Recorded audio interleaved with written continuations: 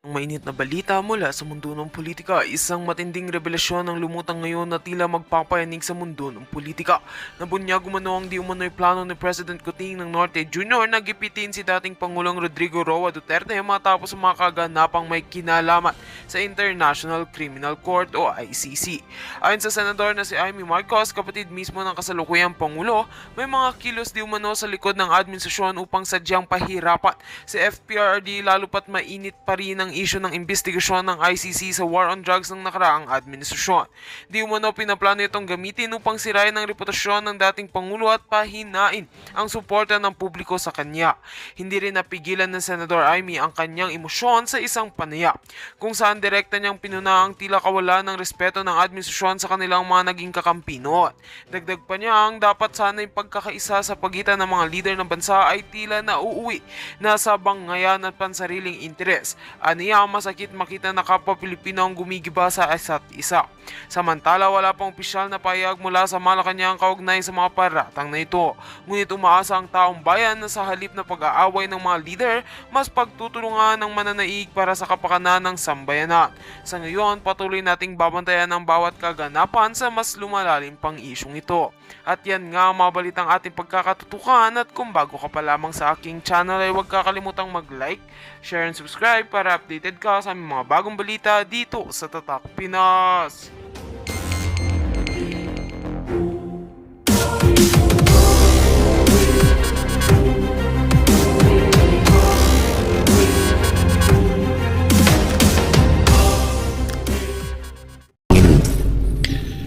No.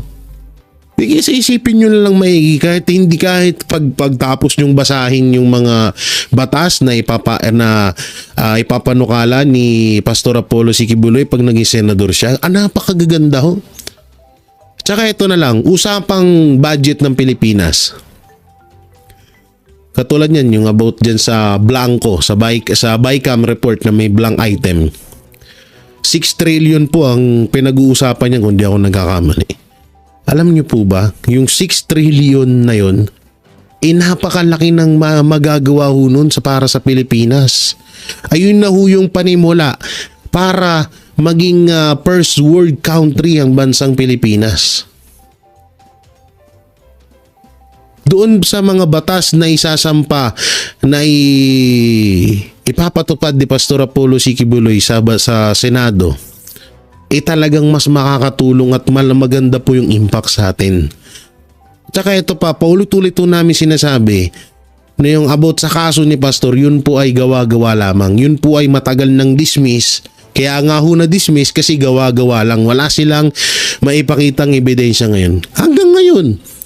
Hanggang ngayon, hindi pa rin nila napapatunayan yung ibinibintang nila kay Pastor. Kasi yung ibang mga Pilipino, ay, rapist yan, masama yan, masama. Pero paano masasabi mong masama si Pastor? Ay unang-una, yung kaso ngang ipinataw sa kanya, hanggang ngayon, hindi pa rin siya hindi pa rin napapatutuhanan. Yung witness nga, ayaw na magpakita. Kesyo nag-LBM daw. Sino man lang yung kung di ako nagkakamali, nag-LBM daw. Promise, eto talagang ako nakikiusap sa inyo na pagkatiwalaan natin si Pastor. Kasi isipin nyo na lang kung si Pangulong Duterte pinagkakatiwalaan niya si Pastor at isa niyang matalik na kaibigan. So tayo din, gawin din natin ho yun para kay Pastor, para kay Pangulong Duterte. Na pagkatiwalaan natin si Pastor at isang tabi ho natin. Iisang tabi ho natin yung mga issue na ibinabato kay Pastor. At maliwanag ho na yan ay isang gawa-gawa lamang. Biruin mo, Presidente, sabihin na walang armas, walang nangyaring dahas doon sa KOJC. Doon pa lang po lumalabas na kasinungalingan lamang po lahat ng ibinintang nila kay Pastor. Kaya itong hinahangad natin na magkaroon ng karagdagan na dito sa Pilipinas, at inahangad natin na maituloy yung build project na nasimulan ng mga Duterte, na tumaas yung ekonomiya dito sa bansa, dumami yung trabaho.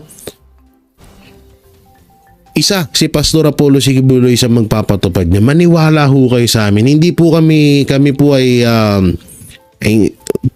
sa totoo lang po, ang hirap po na itaya ang pangalan. Pero kami, sumusugal po kami para kay Pastor, dahil alam mo namin na talagang itong taong to may magagawa at may magagawa to. So tuloy natin. Sa usapin naman ng isyu ng kagutuman at isyu ng mga walang trabahong Pilipino, naguguluhan niya ito sa mga pahayag ng pamahalaan. At ayun pala, dagdag ko lang, no? Hindi lang po sa Davao, hindi lang po sa Pilipinas nakatulong si Pastor, kundi pati sa ibang bansa. Biruin niyo yun. Biruin niyo yun, pati sa ibang bansa may ganun na umaabot yung tulong nila yun. Ngayon pa nga lang, isipin niyo maigi. Ito na lang alam niyo naman siguro na naka-freeze ang account ng KOJC. Pero bakit hanggang ngayon tuloy-tuloy pa rin po yung pagtulong nila? Tuloy-tuloy pa rin po yung pag-aaral ng mga kabataan. Nung nakaranga lang, ang daming gumraduate. Tuloy-tuloy pa rin yung mga scholar nila. Alam niyo, napakaganda nun.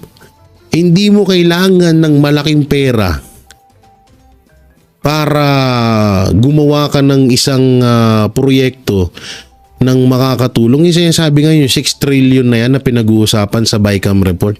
Ang dami na hong magagawa niya sa Pilipinas.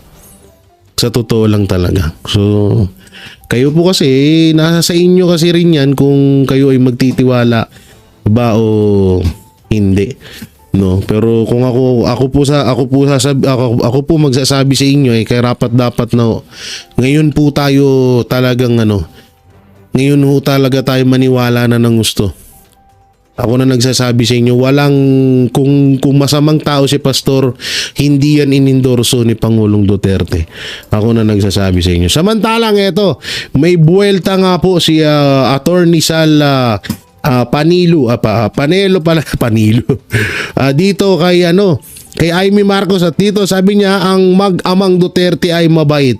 Kapag nilapitan mo, hindi kanila tatanggihan, sabi ni Attorney Sal. So panoorin mo natin tong kay Attorney Sal. Si Inday Sara naman ay mabait. At marunong siyang kung ano mang tulong na ginawa niya. Tinatanong niya yun. Ganyan, ang magamang yan talagang mabait yan. Pag nilapitan mo yan, hindi makakatanggi sa'yo. Ganun sila kabait.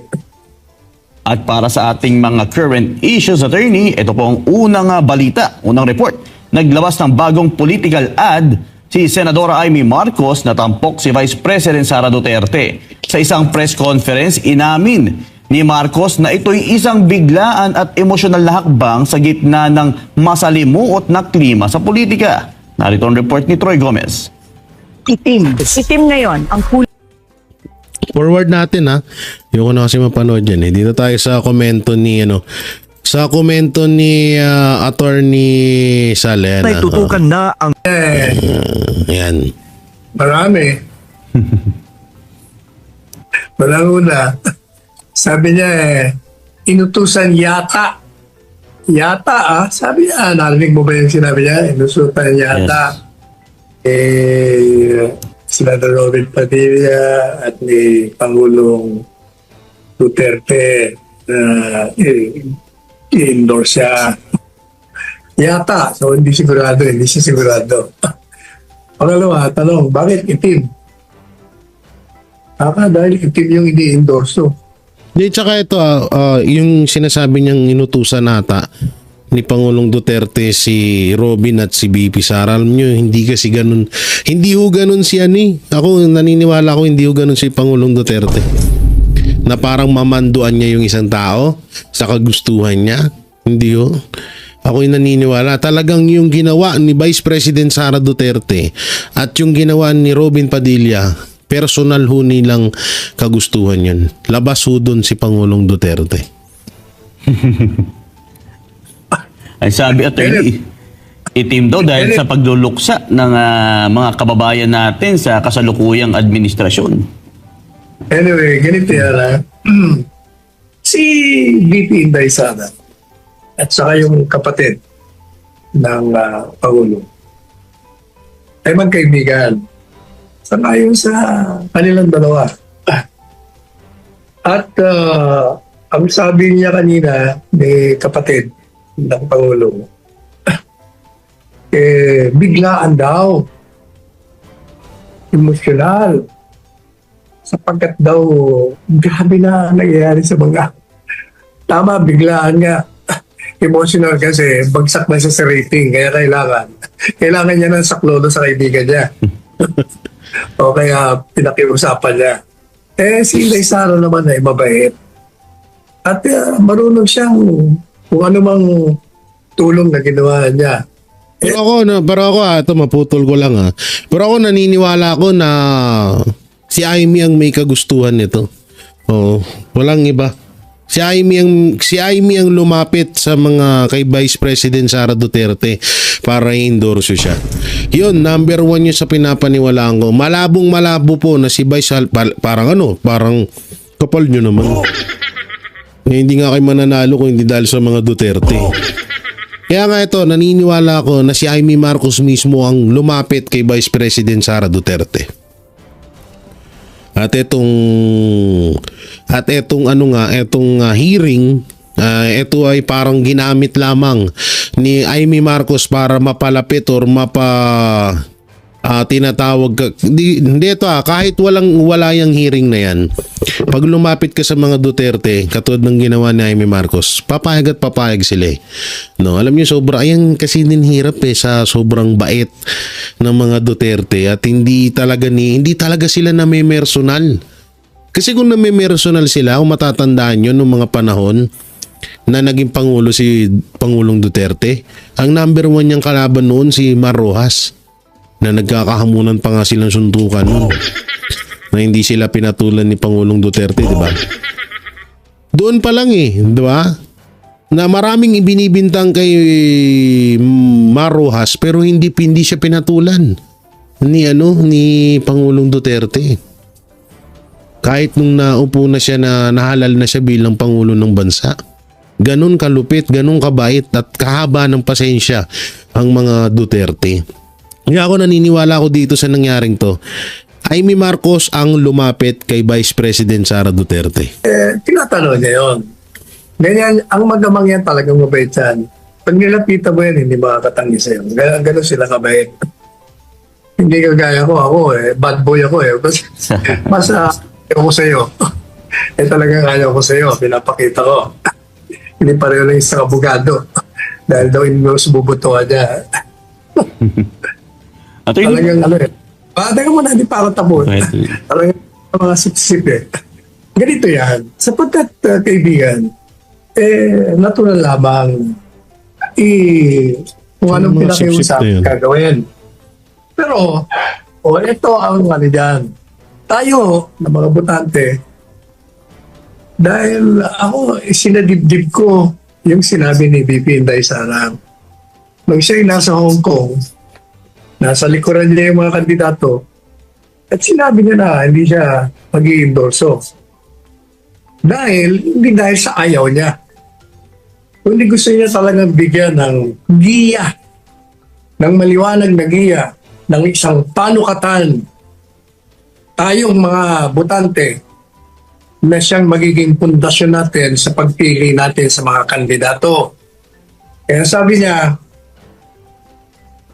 hindi porket ako Duterte o hindi porket ang isang kandidato Duterte, mabutuhan na agad natin. Hindi po pwede. Sabi niya, kailangan suriin natin. Hindi pa yan ang palagi kong sinasabi, suriin.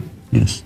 At sabi niya, ano yung mga standard ko? Sabi niya, number 1, tingnan mo yung background ng kandidato. Kung ito'y dati ng opisyal, ano ba ang ginawa nito? Yung bang mga pinakangako niya ay ginawa niya. Yung mga campaign promises niya. Nung siya ba'y nakaupo, malinis siya. Hindi ba siya namantsahan? Dahil maraming kandidatong namantsahan, No, marami talaga. Nandiyan si Lito Lapid, si Manny Pacquiao, si Balimbing, si Tolentino. Nandiyan din si eto, wala pang nagagawa pero sinusukan na. Nandiyan din si Abalos. Kaya nga, yun nga din kaya ako, nagets ko naman din si Vice President Sara Duterte. Kaya yun nga, paulit-ulit namin sinasabi na kayo pa rin ang uhusga, kayo pa rin ang boboto. No? So kung kahit na ipinromote yan or inendorso ni Vice President Sara Duterte si Amy Marcos, nasa atin pa rin ang desisyon nun. No? So siya, yun nga, kagaya ng sinabi ni Atty. Sal, mabait ang mga Duterte. Pag lumapit ka, hindi ka nila hihindihan.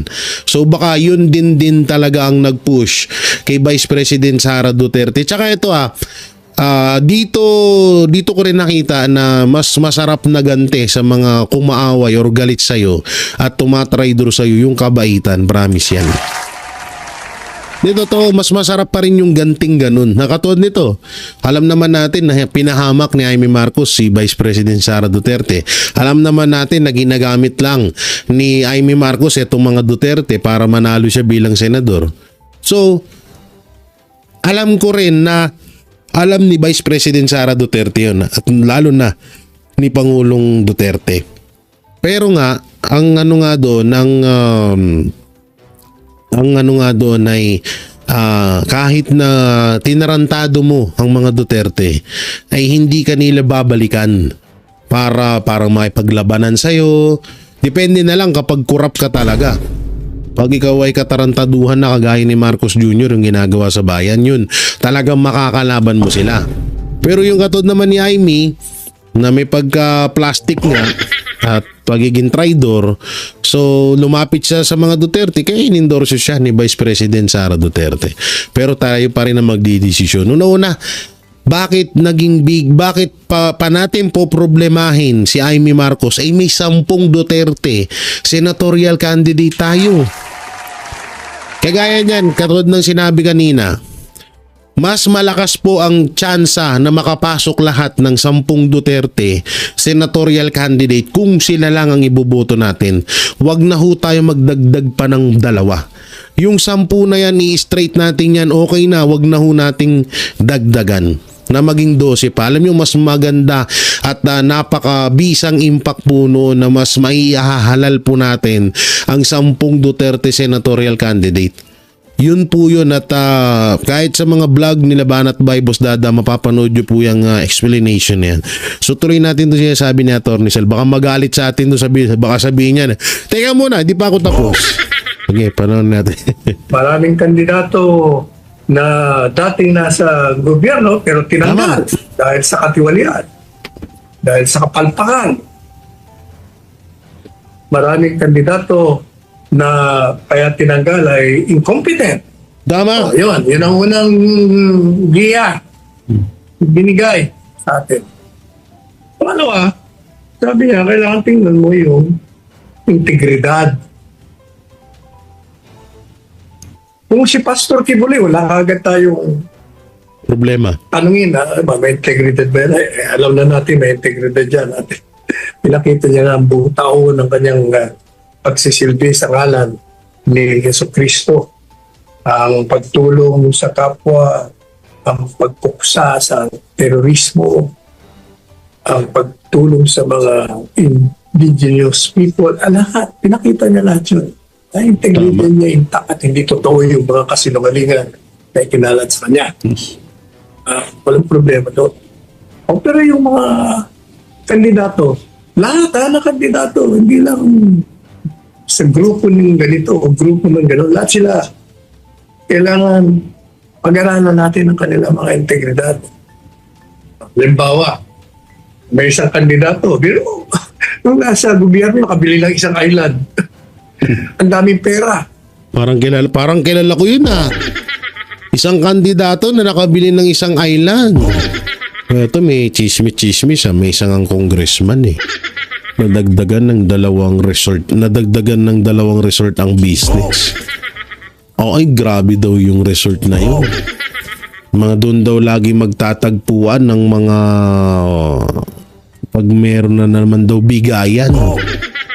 Oo, doon daw yung sa resort na yun kasi pang ano lang daw yun, pang for the political alliance, pang ano lang daw, pang sa kanilang partido lang yung resort na yun. Tsaka milyon daw ang gas. Bilyon daw gastos dun ha. Sino kaya yun? I-comment nyo dyan kung sino yun ha. I-comment nyo. At nagulat nga ako nung sinabi ako na meron daw gusto umutang. Umutang sa kanila. Sabi na, ba't di mo utangan yun? Yung isang nang nasa gobyerno dati, maraming pera yun. Kung Sino magbigay yun? ng ano yung kampanya, milyon-milyon. Sino kaya yan? Ang tanong, paano nagkaroon ng maraming pera yun? Maraming ari-arian? Oh, yun ang mga tinatanong. Oh, pangatlo, kanya, tanungin nyo, pakinggan nyo ang kanyang plataforma di gobyerno, program of government. Yan ba ay kayang patupad? Practical ba yan? Makakatulong ba yan? Hindi, dito kasi sinasabi ni Atty. Sal, tignan natin lahat, mapa-alyansa or Duterte. Ako, medyo dito babaliin ko rito si Atty. Sal. Medyo hindi ako sangayon doon. Kasi nga, bakit pa natin titignan ang maaaring magawa at mga plataforma ng Alyansa Bagong Pilipinas na alam naman din natin na simulat sa pool, wala naman silang nagawa. At yung sa mga bago naman na nandyan sa alyansa, unang-una, kung yung nag-i-endorso nga sa inyo, walang nagawa sa Pilipinas, paano pa kayo? Unang-una, si Marcos Jr. ang nag-i-endorso sa kanila. Mismo nga yun, walang nagagawa sa Pilipinas. Puro gulo ang nangyayari sa Pilipinas, sa bansa natin. So kung yung nag-i-endorso sa'yo na walang nagawa, paano pa kayo dyan sa baba? Diba? Kaya dito medyo hindi ako sang-ayon dito sa sinabi ni Atty. Sal na kapain din natin yung plataforma ng alyansa. Wala na dapat kakapain dun. Hindi na dapat pag-aksiyahan pa ng panahon para malaman yung mga plataforma nila dahil alam naman natin na palagi ko sinasabi na kung bulok ang pinuno, mas bulok ang mga bunga. Kaya katulad ng mga Duterte.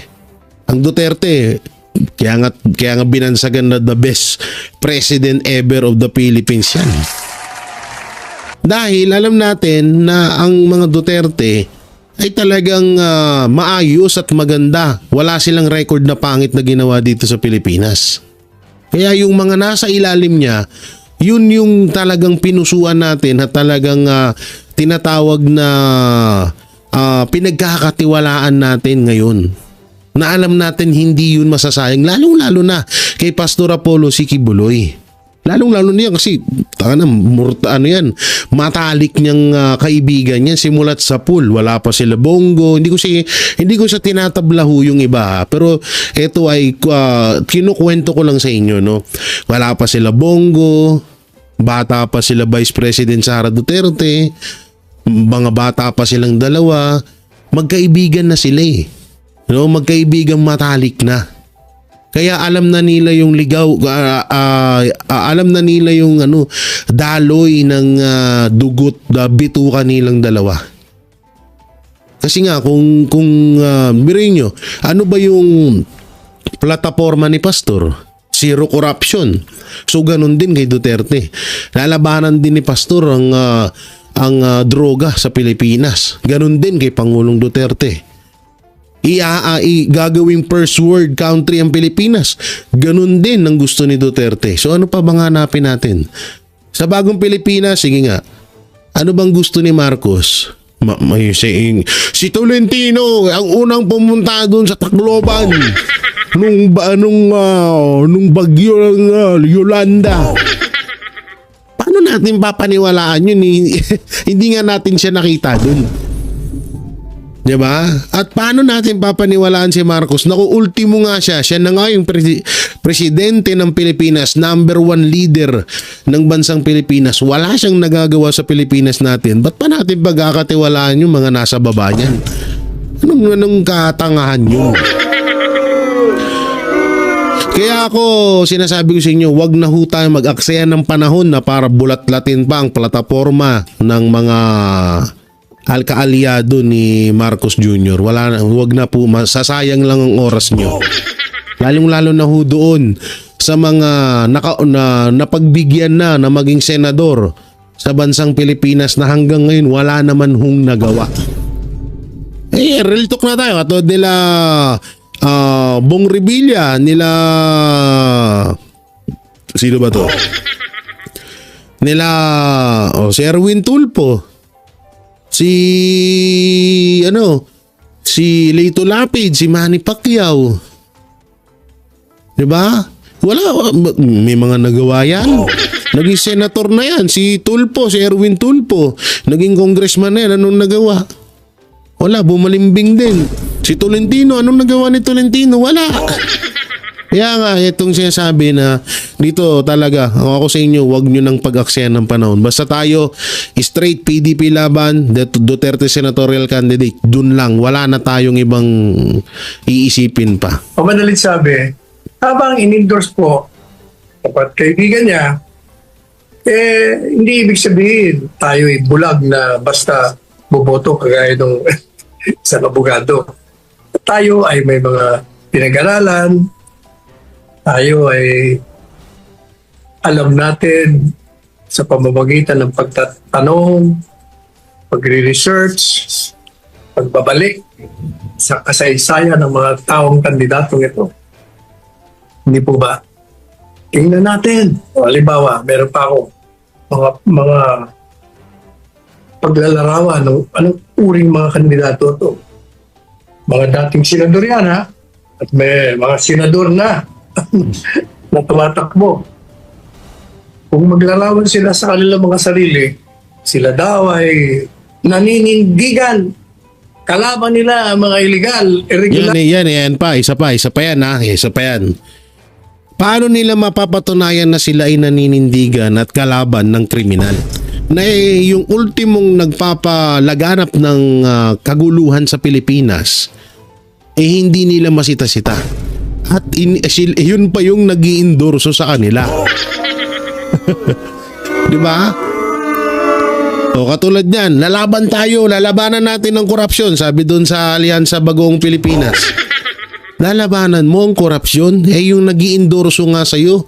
Grabing korupsyon na harap-harapan sa mga Pilipino ang ginagawa. Okay, meron pa doon isa na, lalabanan natin ang kriminalidad sa Pilipinas. Ano daw? Bakit yung nag-i-endorso sa inyo na si Marcos Jr., yung ginawa niyang krimen na pagbigay sa ICC kay dating Pangulong Duterte, hindi niyo siniisita. So bakit pa namin kayo papaniwalaan? Lalabanan natin ng droga sa Pilipinas. So yan yung mga sinasabi, lalabanan daw droga sa Pilipinas. Paano malalabanan ng droga sa Pilipinas? Yung mismong nag-i-endorso sa inyo, hindi mo makonbinsi na magpa-hair follicle test. Anak kong teteng naman. Yun eh. Kaya nga talagang dito, sabi ko nga sa inyo, paulit-ulit namin sinasabi, na etong Duterte senatorial candidate, talagang pangdaraya na lang po talaga kapag sila ay natalo. Sobrang pangdaraya na po talaga, na talagang hawak na ng administrasyong Marcos lahat na nangyayari sa Pilipinas. Talagang kontrolado nila kapag natalo ang 10 Duterte senatorial candidate. Kasi doon pa lang na i-endorso ka ng hindi rin pinagkakatiwalaan ng mga Pilipino, doon pa lang bagsak ka na. Doon pa lang laglag na kayo. Kaya nga, yung Alyansa Bagong Pilipinas, hindi ako naniniwala talaga makakapasok yan. Daya na lang talaga kapag yan ay mga nanalo lahat yan. Tuloy, Atty. Sal. Lahat ng bagay na mali. Pero tingnan nyo, tahimik po sila.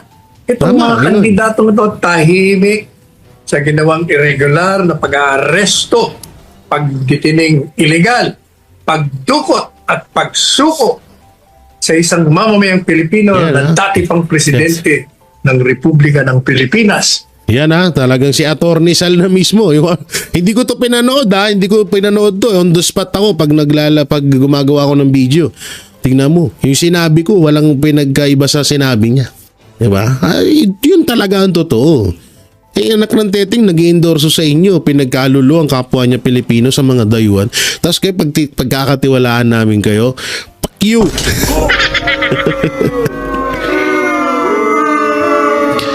Oh, yan na. Oh, liwa-liwanag nun ha. Attorney Sal, yan ha. So, maraming salamat. So, kayo ba mga banateros, mga kabiyaya, nung makukomento nyo sa mga napag-usapan natin?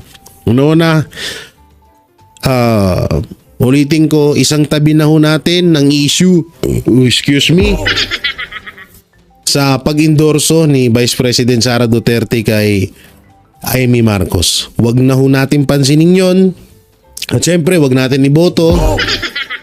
Doon po tayo mag-focus, mag-doble or triple ang suporta sa 10 Duterte senatorial candidate.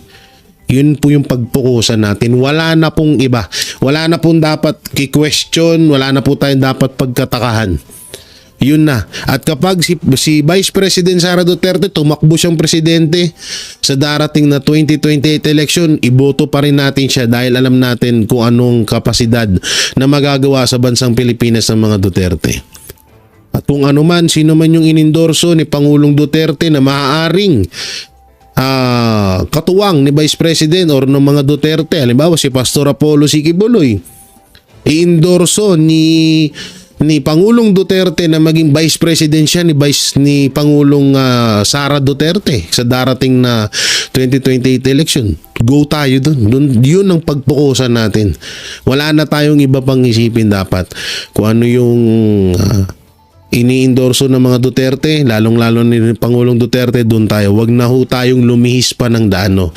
So yun, maraming